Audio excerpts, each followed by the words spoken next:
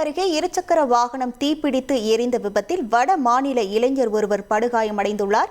இது குறித்தான முழு விவரங்களோடு இணைகிறார் நமது செய்தியாளர் நவமணிகண்டன்.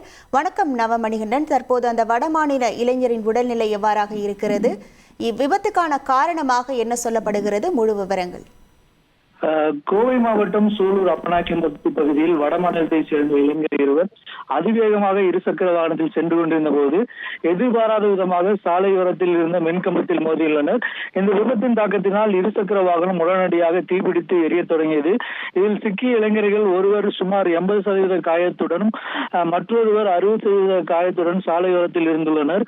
சம்பவத்தை நேரில் பார்த்த அப்பகுதியில் உள்ள பொதுமக்கள் உடனடியாக காவல்துறையினருக்கும் ஆம்புலன்ஸுக்கும் தகவல் அளித்தனர்.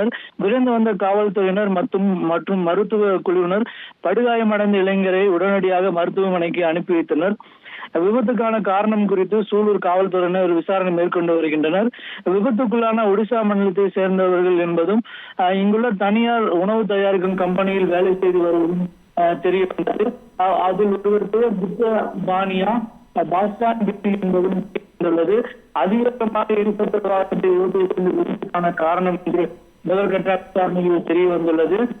தொடர் சிகிச்சையில் கோவை அரசு மருத்துவமனையில் இருவரும் இருந்து வருகிறது. உங்கள் முழு விவரங்களுக்கு நன்றி நவமணிகண்டன். உங்கள் தந்திவன் தொலைக்காட்சியில் தெனாலிராமன் தினமும் மாலை 6 மணிக்கு காண தவறாதீர்கள்.